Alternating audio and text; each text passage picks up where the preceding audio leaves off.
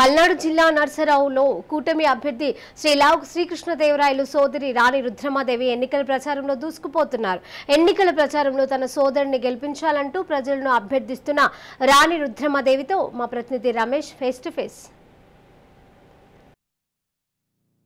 TDP MP అభ్యర్థి లావు కృష్ణదేవరాయలు కూడా ఎన్నికల ప్రచారంలో దూకుడు పెంచారని చెప్పుకోవచ్చు. అడుగడుగునా ప్రజలు బ్రహ్మరథం పడుతున్నటువంటి పరిస్థితి కనపడుతుంది. గత 5 ఏళ్లలో ఎంపీ లావు కృష్ణదేవరాయలు ప్రజలకు ఏం చేశారు, ఏదైతే మరి పల్నాడు ప్రాంతంలో అనేక అభివృద్ధి కార్యక్రమాలు చేసినటువంటి నేపథ్యంలో అన్ని ప్రచారం చేస్తూ కూడా ముందుకెళ్తున్నటువంటి పరిస్థితి కనపడుతుంది. ప్రస్తుతం ఎంపీ లావు కృష్ణదేవరాయలు సిస్టర్ రుద్రమాదేవి గారు మనతో పాటు ఉన్నారు. మేడం చెప్పండి, 5 ఏళ్ళు లావు కృష్ణదేవరాయలు గారు అధికార పార్టీలో ఉండి అనేక అభివృద్ధి కార్యక్రమాలు చేశారు. కేంద్రం నుంచి కానీ అటు ఎంపీ నిధులతో చేసినటువంటి నేపథ్యంలో సరే మీ ప్రజల్లోకి వెళ్ళినప్పుడు చేసినటువంటి అభివృద్ధి ప్రజలు ఎలా ఆదరిస్తున్నారు? మొట్టమొదటిసారిగా ఎంపీగా శ్రీ లావు శ్రీకృష్ణదేవరాయలు గారిని ఎంచుకున్నప్పటి నుంచి ఆయన పల్నాటి ప్రజల కోసం వారి అభివృద్ధి కోసం పనిచేశారు.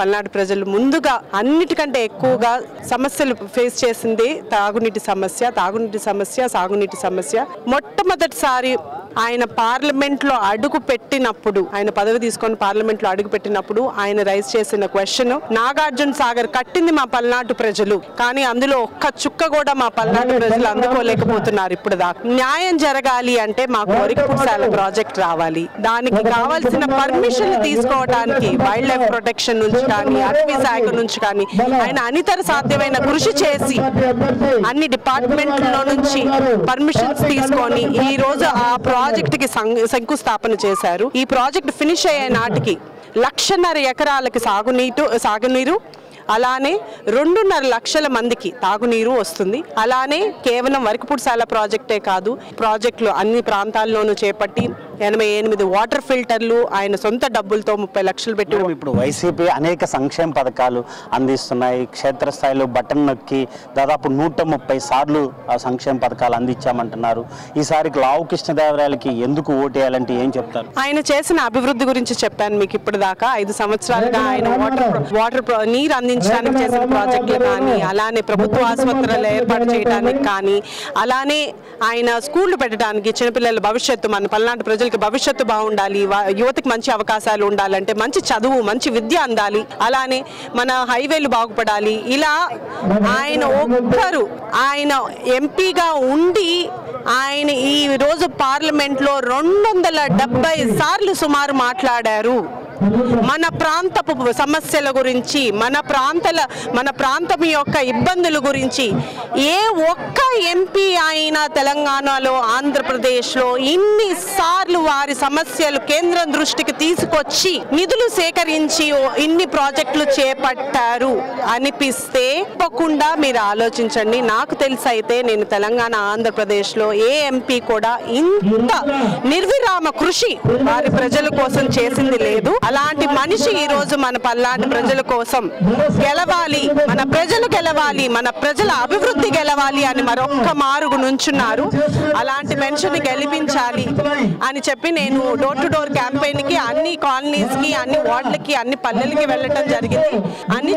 చాలా చోట్ల అని నేను చెప్పను. మీరు ఎడ్యుకేషన్ వ్యవస్థలో ఉన్నారు, ఒక విజ్ఞాన సంస్థను నడుపుతున్నారు. ఎడ్యుకేషన్ వ్యవస్థ ఎంతో మంది సాధారణ విద్యార్థుల్ని అసాధారణ ఫలితాలు తీసుకొచ్చి చూపించినటువంటి నేపథ్యంలో మరి పల్నాడు ప్రాంతానికి ఇప్పటికే మెడికల్ హబ్గా ఉన్నటువంటి నరసరావుపేట పల్నాడు ప్రాంతానికి ఇలాంటి ఒక యూనివర్సిటీ తెచ్చే ఆలోచన ఉందా? పేద విద్యార్థుల కోసం విద్యాపరంగా ఎలాంటి అవకాశాలు కల్పిస్తారా? మనకి నిరుపేద ప్రజలకి కానీ, దిగువ మధ్య తరగతి ప్రజలకు కానీ ఏదైనా ఆరోగ్య సమస్య వస్తే తప్పకుండా వాళ్ళు ఆశ్రయించేది ప్రభుత్వ ఆసుపత్రి.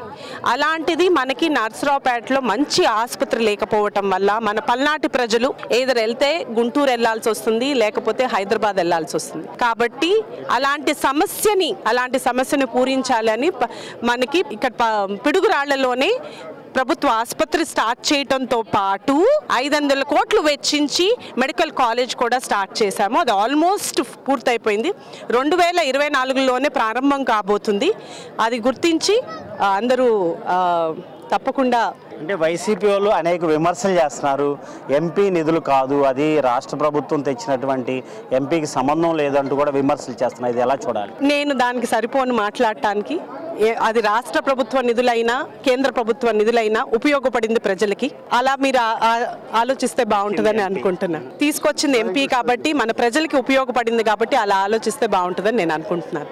లాస్ట్గా అలా పల్నాడు ప్రజలకి లావు కృష్ణదేవరాయలకే ఓటు వేయాలంటే ఏం చెప్తారు? ఈ గత 5 సంవత్సరాలుగా చేసిన అభివృద్ధి చూడండి. అభివృద్ధితో పాటు ఎక్కడైనా కులాలకు అతీతంగా, పార్టీల అతీతంగా, వర్గాలకు అతీతంగా అన్నిటికీ ఏ ఒక్క బయాసు లేకుండా ఈ మనిషి నా సాయం కోసం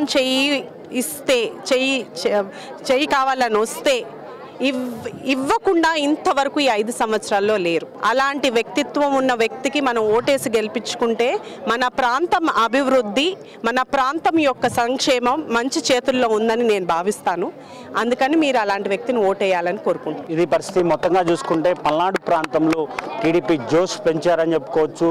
అడుగడుగునా కూడా ప్రజలు బ్రహ్మరథం పడుతుంది. గత 5 ఏళ్లుగా పల్నాడు ప్రాంతానికి ఎంపీ లావు కృష్ణదేవరాయలు చేసినటువంటి కృషి ప్రజలకు వివరిస్తూ ఓటు అడుగుతూ ఉన్నటువంటి పరిస్థితి. రాబోయే రోజుల్లో ఖచ్చితంగా కుల మతాలకి అతీతంగా పనిచేస్తాం. రాబోయే రోజుల్లో మెడికల్ వ్యవస్థ కానీ అటు విద్యా వ్యవస్థ కూడా పూర్తి స్థాయిలో ప్రతిష్టం చేసి పల్నాడు ప్రాంతానికి మరొక అటు జాతీయ రహదారులు కానీ మంచినీటి వసతి కూడా ఖచ్చితంగా తీర్చిదిద్దుతామంటూ కూడా అటు ఎంపీ లావు కృష్ణదేవరాయలు రుద్రమదేవి చెప్తున్నటువంటి పరిస్థితి. వీడియో జర్నలిస్ట్ సుభాష్తో రమేష్.